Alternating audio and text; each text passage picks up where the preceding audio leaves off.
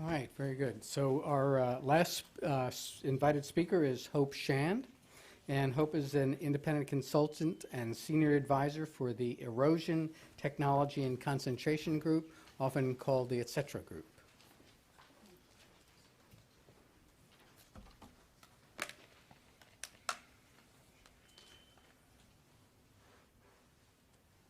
Okay, well, thank you very much for the opportunity to address the committee.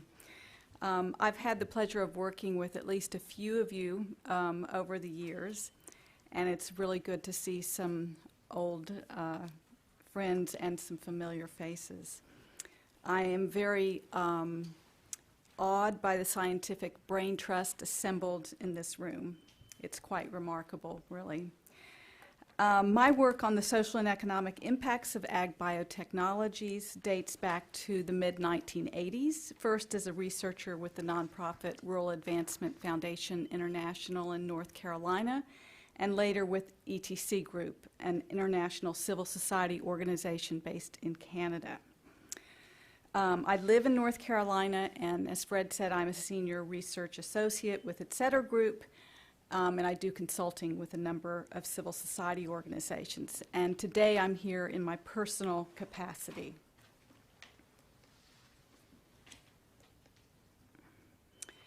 For the work of this committee, the issue of control and ownership of crop genetic engineering is fundamental.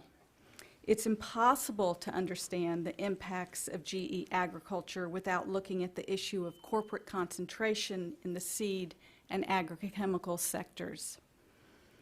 As you know, a series of court decisions in the 1980s opened the door to exclusive monopoly patents on seeds and other living organisms, propelling an unprecedented wave of seed industry concentration. This impressive graphic, the work of Phil Howard at Michigan State, illustrates the dramatic consolidation of the seed industry over the past 17 years.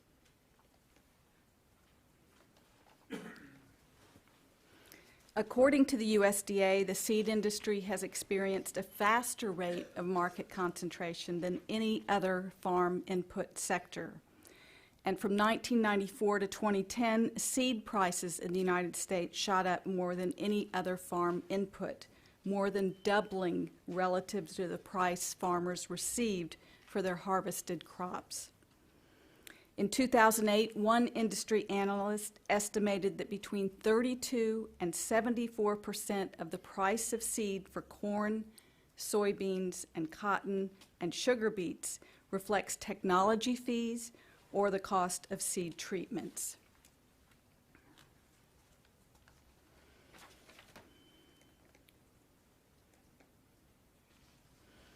As a rough benchmark, economists tell us that when 4 firms control 40% of a market, it is no longer competitive.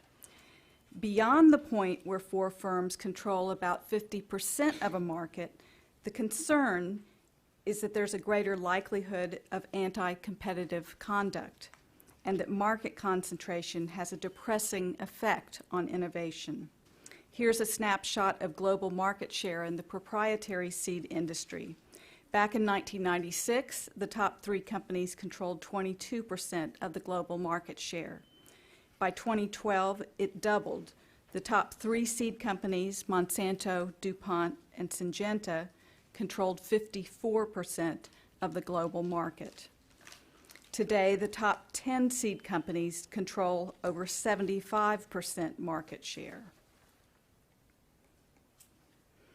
The agrochemical market is far more concentrated. The top 10 companies control over 94% of the global market.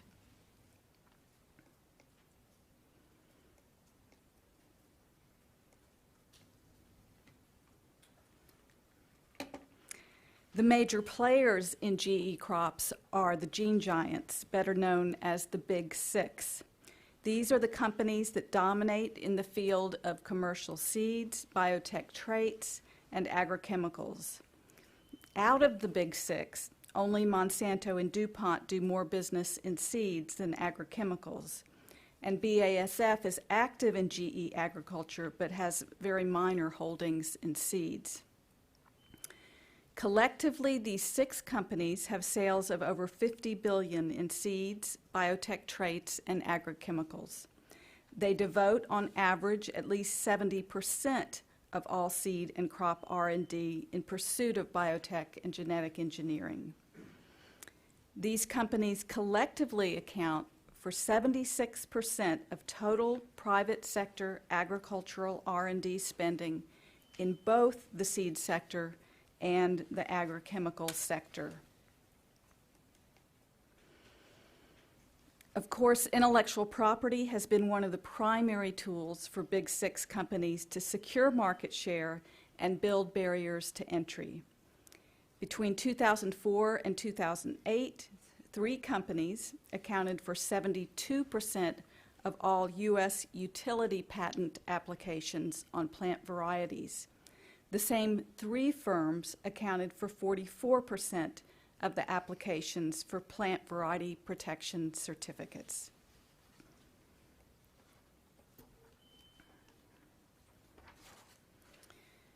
It's important to examine the combined power and influence of the Big 6 because these corporations aren't just competitors, they are also collaborators in tightly concentrated markets.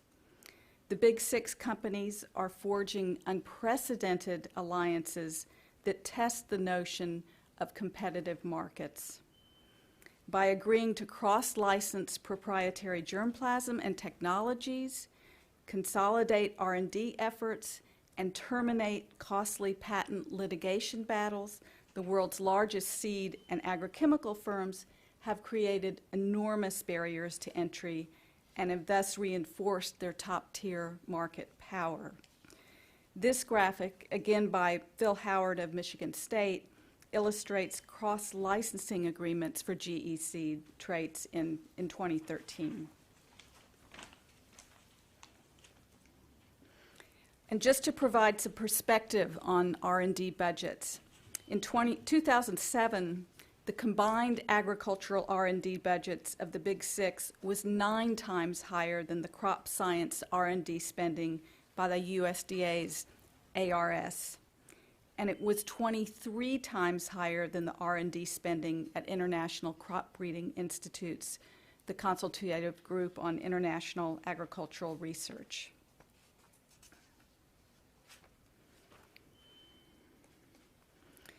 The point I'm trying to make is this. The Big 6 determined to an unprecedented degree the current priorities and future direction of agricultural research worldwide. Never before have so few people made decisions about the future of agriculture and food security. Corporate control in seeds and agrochemicals has profoundly affected the rights of farmers all over the world, and it has changed the structure of agriculture.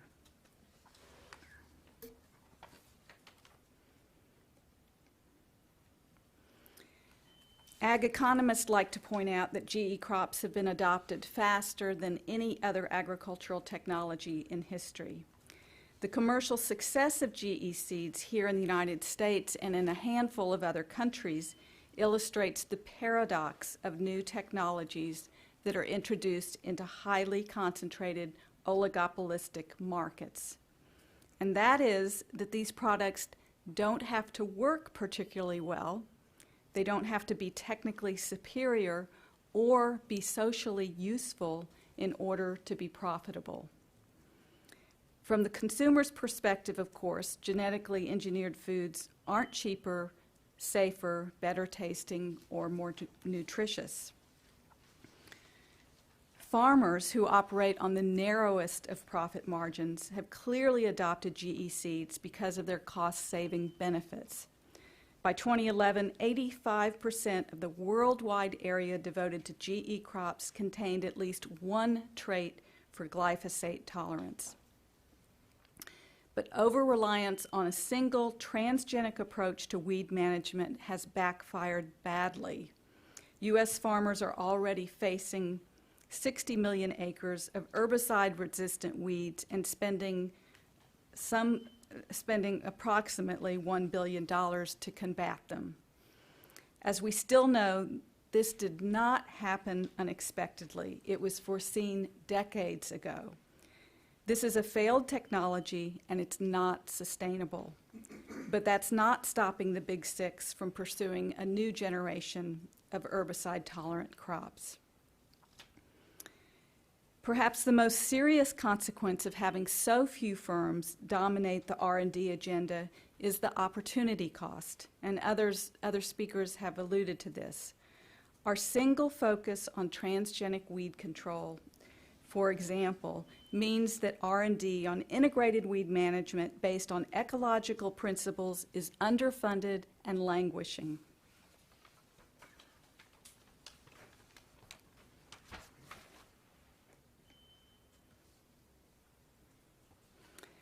Despite its undisputed commercial success, the concentration of corporate power in commercial GE crops has entrenched input-intensive, resource-intensive agro-industrial farming systems based on proprietary genetics, driven up cost, inhibited independent research, skewed public sector R&D priorities, threatened biodiversity, and further restricted the rights of farmers to save and exchange seeds.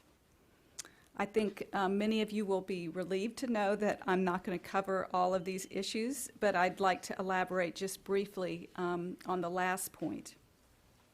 And that is that with the rapid adoption of GE crops, farmers and public sector breeders are losing the right to freely use, exchange, and develop crop diversity.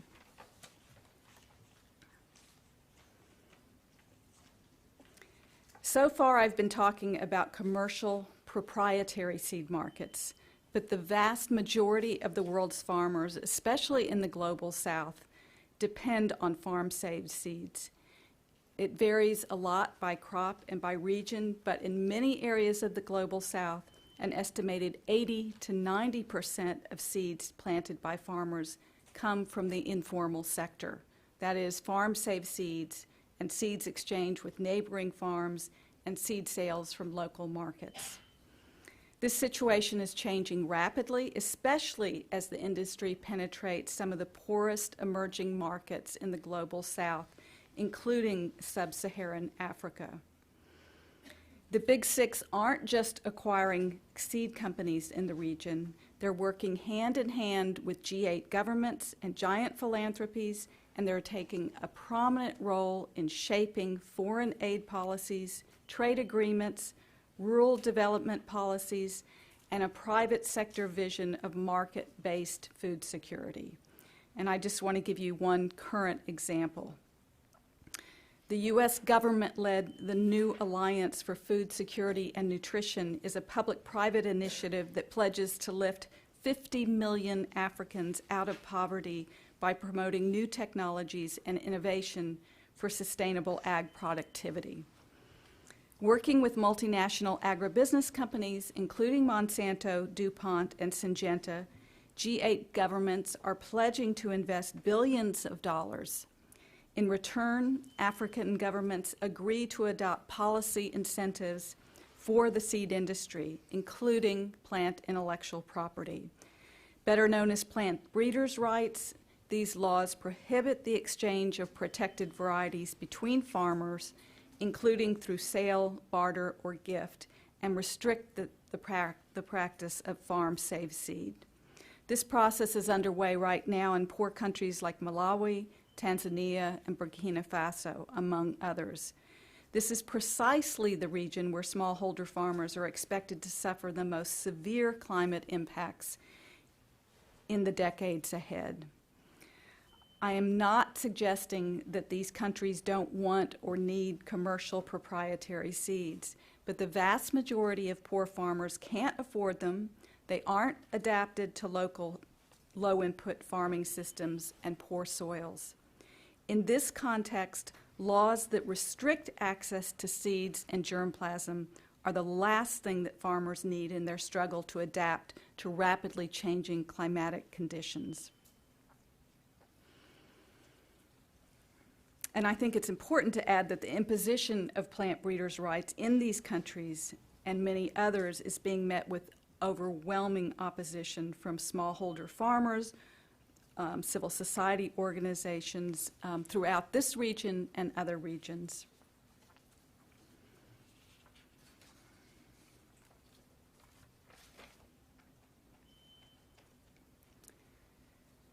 Major seed and agrochemical companies have also attempted in the past to use GE technologies to prevent farmers from saving seed and forcing them to return to the commercial market. In the late 1980s and 1990s, we saw R&D devoted to the development of terminator seeds, plants genetically engineered to kill their own seeds, also known as GERTs, genetic use restriction varieties. In 2006, 193 countries at the UN Convention on Biological Diversity strengthened a de facto moratorium on the field testing and commercial sale of the technology, and terminator seeds have not become a commercial reality. But I mention it today for two reasons. One, because several weeks ago, a biotech industry spokesman in the UK wrote that terminator seeds were a myth, and this is revisionist history. In the slide here, you can see a 2005 brochure published by Delta and Pineland, now Monsanto, on the company's technology protection system, aka Terminator. The other reason I mention this, because I realize that for many of you this is really old news and why are we even talking about it? The other reason I mention it is because over the past year we've seen several attempts by a Brazilian judicial commission to consider legislation that would overturn Brazil's national ban on Terminator. Clearly, uncontrolled gene flow is a very big problem, but Terminator technology is not a safe or acceptable solution. If Terminator technology gains approval under the guise of biosafety, it will ultimately be used to prevent farmers from saving harvested seed. Any technology that restricts the food-producing capacity of farmers and extinguishes their right to save and select seed for plant breeding is dangerous for food security and biodiversity.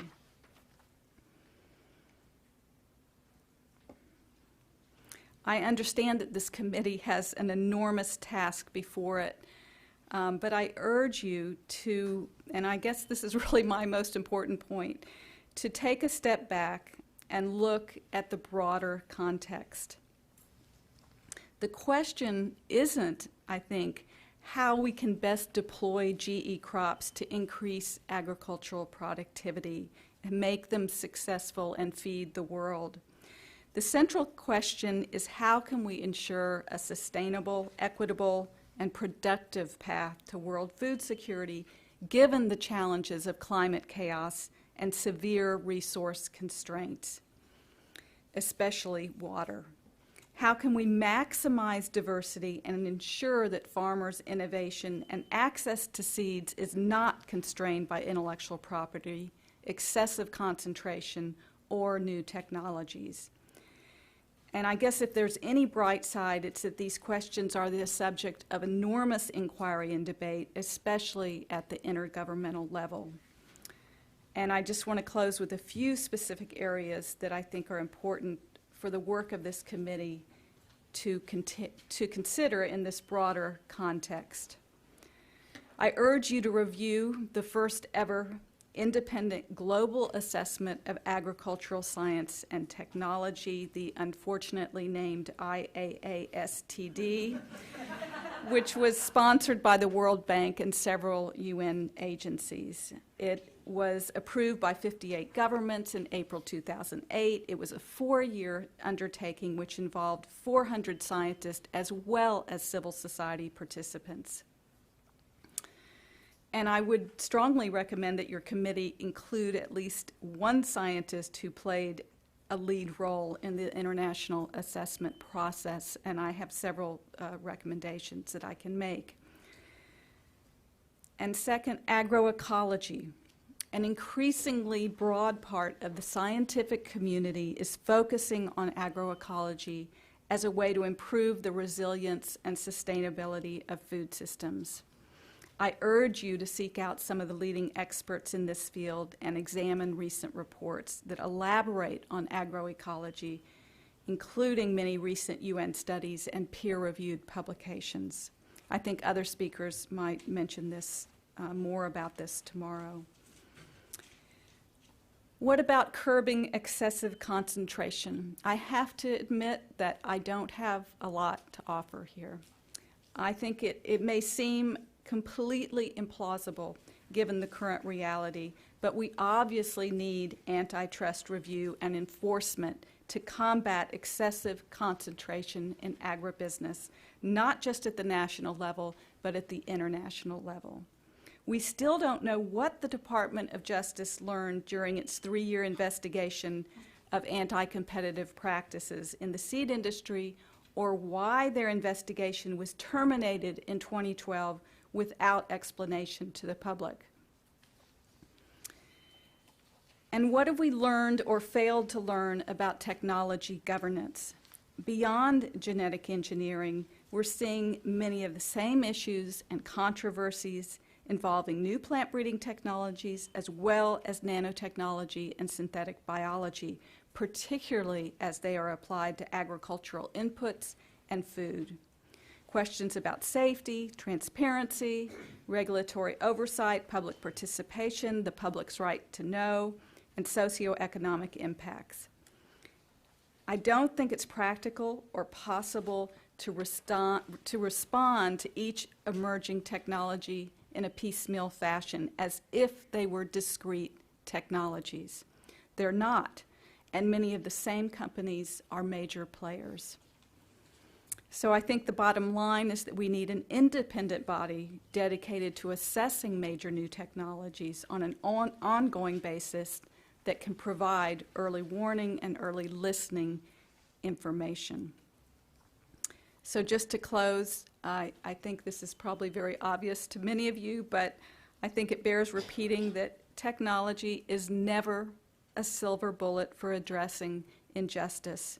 Hunger and poverty are the consequences of inequitable systems, not inadequate technologies. And I'd like to submit written comments to the committee.